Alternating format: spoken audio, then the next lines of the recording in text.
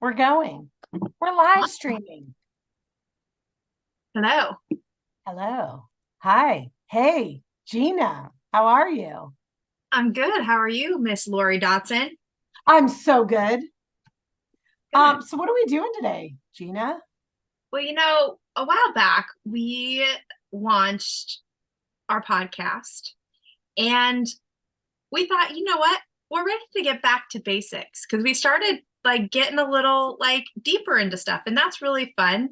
But we really want this to be an invitation for people who want to know more about Emfree and how to apply it in their lives. So we wanted to bring it back to the super basics of what Emfree is. And yeah, so today we're going to talk about what it is at a really, I think, high level. Cool. So what is it? Emfree is our coaching model. And you're going to have to help me remember, Lori, because it is an acronym. And I've just thrown the acronym out with like bathwater, right? But I know it's something around eliminate mindset, phobia, hoaxes, only remember Yahweh Yeah, except for it's paradigms. paradigms. Yeah, but you killed it. Like you absolutely nailed it. So it's kind of a funny word. And when it Yeah. popped up, Lori was meditating and this word was given really to her, and she can dive more into that story. Um, but what it is as our coaching program in its structure is it's 12 practices and 36 principles. And it really rests up on a foundation, on a presupposition that we are 100% human and 100% spirit. And so as we go through and free, what it really does allow people, it's allowed me to do anyhow, is know myself at a much deeper level, know me as my identity and not just the role I play in the world. Um, I also think it has a really magical quality, and maybe that's just Lori's brilliant coaching, really, but uh, to eliminate wrongness. So I'm willing and able to dive into knowing me because a lot of the barriers that I've put up over time are areas where I've found wrongness with myself. And so I haven't really allowed myself to remember the all of me. So that's how I would describe Emfree in a nutshell. Yeah. I What like did I it. miss, Lori? How would you describe it? Well, I don't think you missed anything. Let's talk a little bit about like the birth of Emfree because it really was a moment of time that then unfolded and then accidentally unfolded some more and then magically unfolded some more and has spontaneously unfolded even more. But the moment of time where Emfree was birthed before we knew it was Emfree was I had been coaching, I had been doing spiritual coaching for several years, like probably close to 10. And yet there was this underlying thing. It was a fog, it was a sadness, it was a heaviness. And I remember thinking the whole time I was coaching, because I'm coaching people like how to have your best life, how to like because I started out as a pastor's wife and then started doing some, you know, create your life kind of coaching and spiritual coaching and and here I'm telling people how to live the fullness of their life, yet I had this underlying thing. Now, I still had happy things going on in my life. I was still enjoying things of my life. But if I got quiet enough for long enough, it would creep up, right? Now, I always felt it, but sometimes it was just more or less. And so I really had to focus on what I taught. And I remember going, shouldn't this be making this go away? Right. And at one point in time, I remember going, okay, if I'm made in the image of God, and God and Jesus are the same, and Jesus is 100% human and 100% spirit. Now, again, this is not a religious talk. This is very much just how nature works. And so if you're not a Bible thumper and you don't think Jesus is a real person, good, then look at this just as the symbology of the example of Jesus, right? So made in the image of God, 100% human, 100% spirit, right?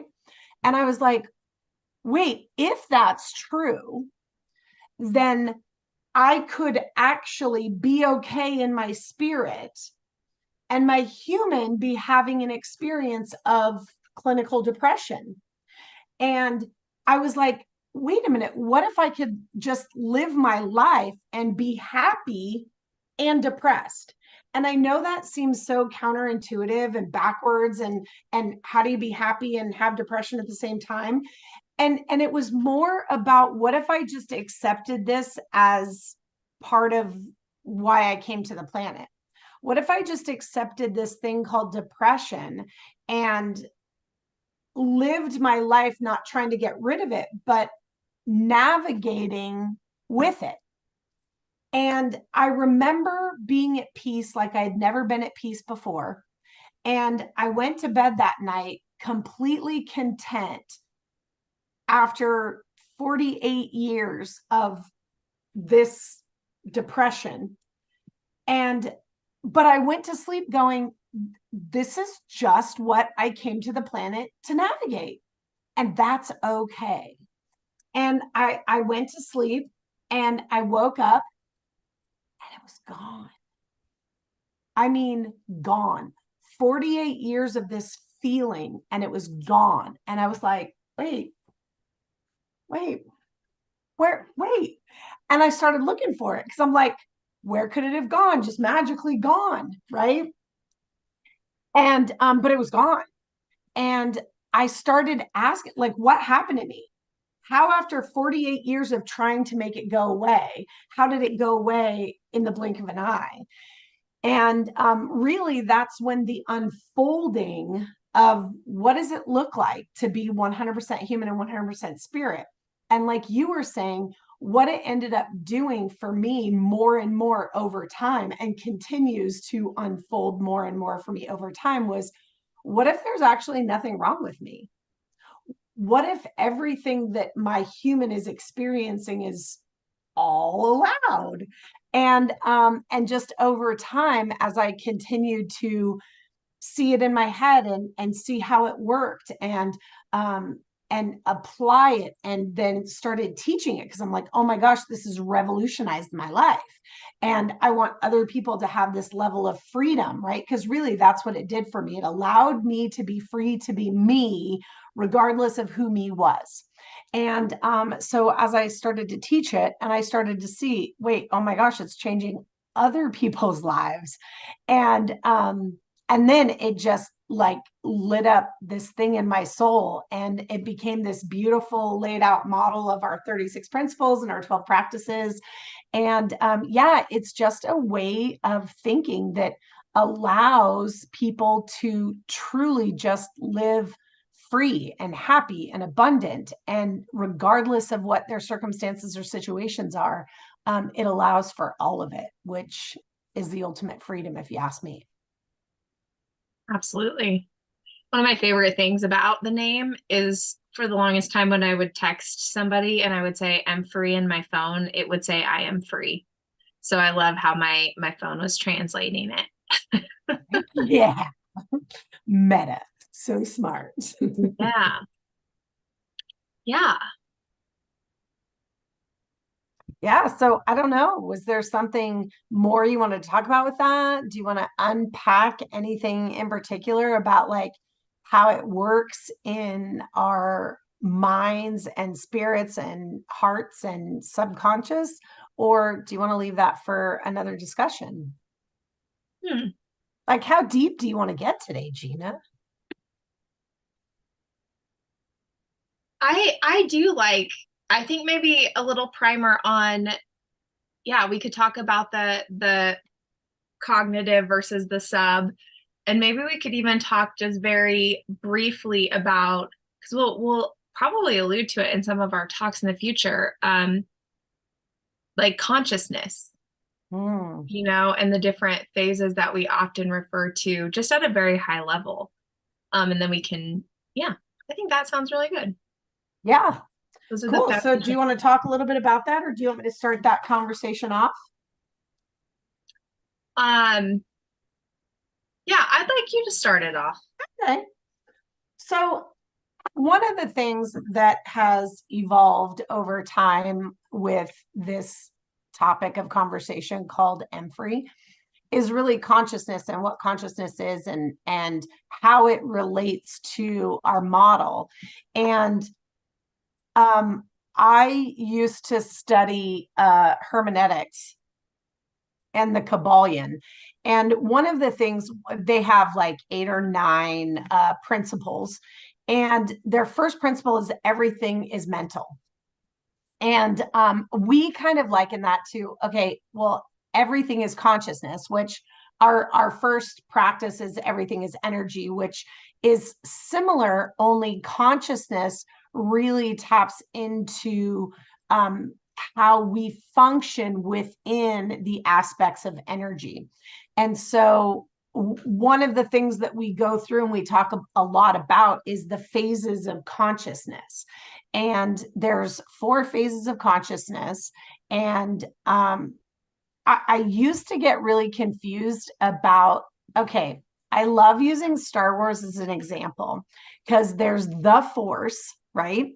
And the Sith use the Force to control, and Jedis or the Resistance use the Force just because it's fun and because it's a way of life and because it's neat, right? And so I really liken consciousness to the same thing. And so there is this force, this law that moves through all of life. And understanding the law and how the law works, understanding how to work the law, and recognizing that we can be conscious and we can have an evolved conscious, a lot of people would call enlightenment, and or I should say, or we can have consciousness with love. And part of what we've really unpacked in this container in looking at EMFRI is how to do life in a place of more love, right? And love is the absence of fear. If you look at, or if you've ever studied A Course in Miracles, basically it's love or the absence of love, right? It's love or fear. And when we look at how we desire to do life, and we recognize that our fundamental need is love. Well, why? Because that's our identity. And so we can evolve in our consciousness and not have love, or we can evolve in our consciousness and have love. But if we have love, consciousness is just a way to navigate the law. And there's less of a need to figure it out to fix me, right? Because now we're just functioning in a place of love, which ultimately is where EMFRI comes in. Because if I'm practicing EMFRI, it doesn't matter what level of consciousness I'm in, because love takes care of all of the where I'm at in my level of consciousness. But if we actually couple EMFRI with the evolution of consciousness, well, now we can be Jedis. I kind of never thought about it like that, but ultimately it allows us to live in our power. It allows us to do the thing like create life, create the life that we desire, live by choice, live by design, live on purpose. All of those buzzwords that we hear all the time, but people just go, oh, thoughts are things. Okay, but thoughts aren't just things, because there's cognitive thoughts, there's subconscious thoughts, there's superconscious thoughts. Which thoughts are things? And so so looking at consciousness, looking at Emfrey, putting it together actually allows us to go through all those things and then know how all those buzzwords actually work. Oh, that was a mouthful. I don't know if that's way more than what you wanted.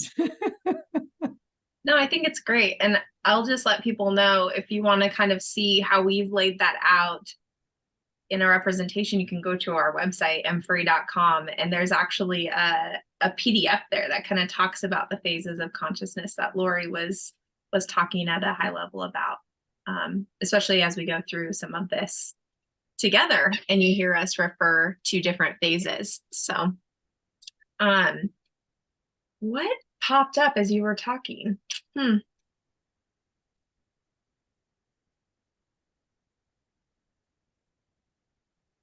started thinking about the competence, but then I was like, that's not for today.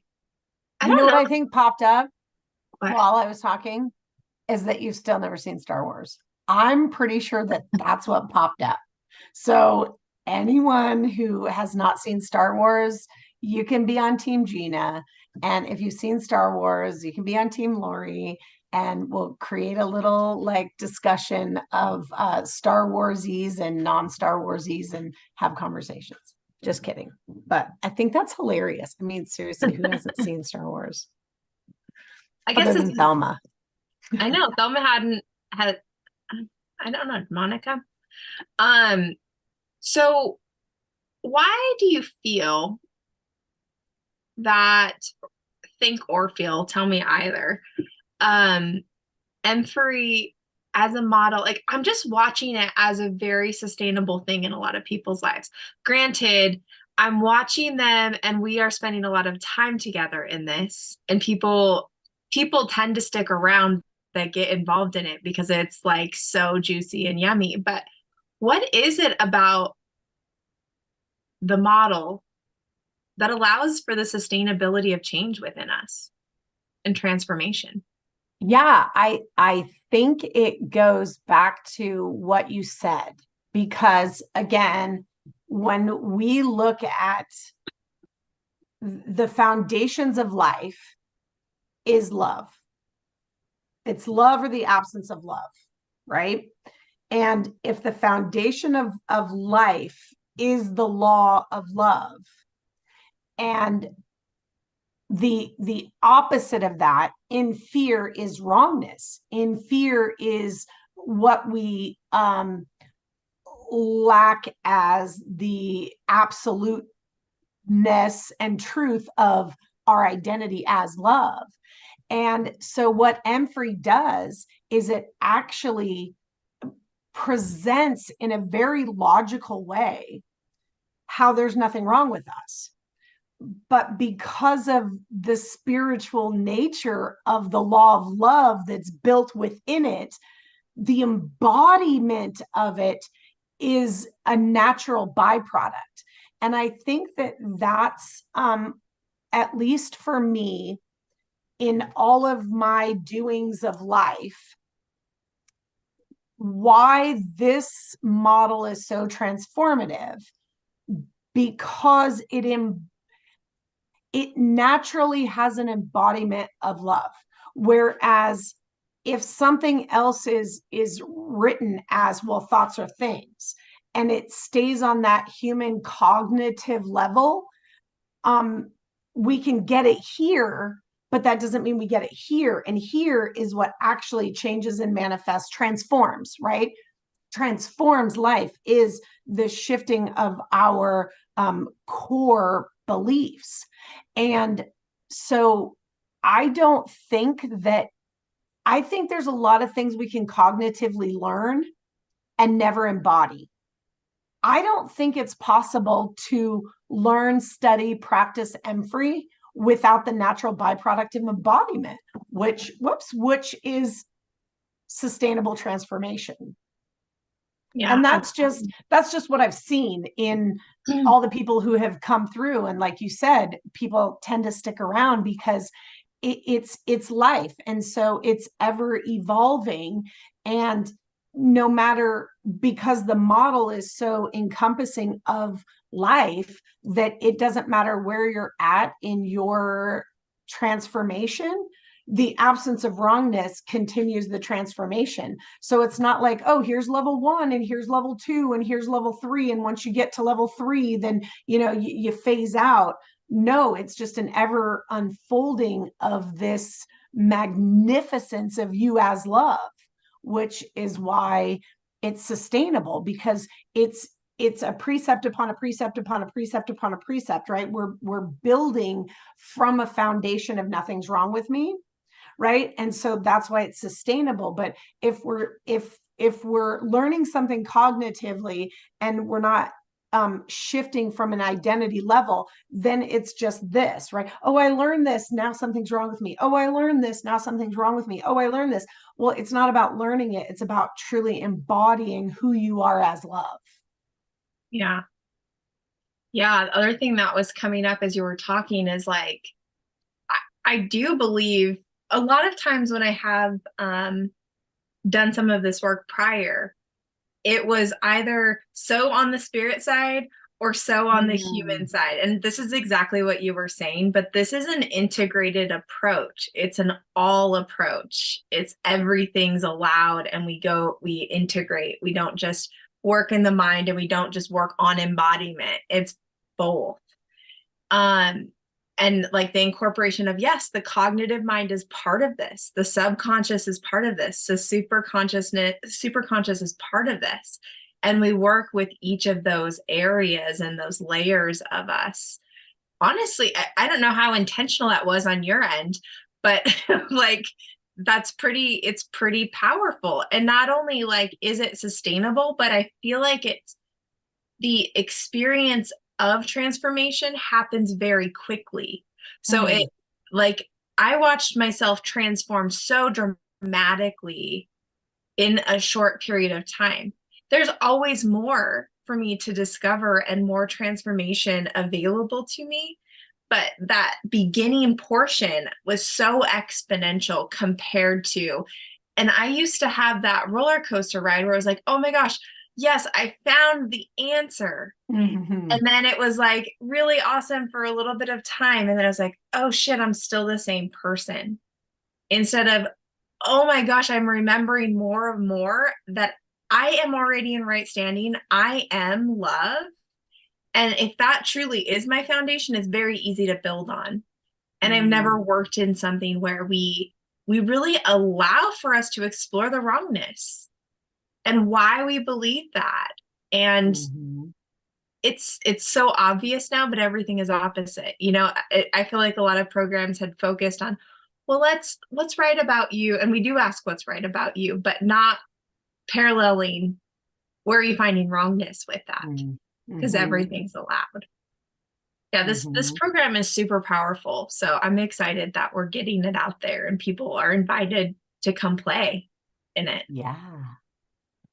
Yeah. And So I love, one of the things that I think is really cool about this particular model of coaching, thinking, doing life is really that it's so foundational that you can take this and you can apply it to your business. You can take this and you can apply it to your marriage. You can take this.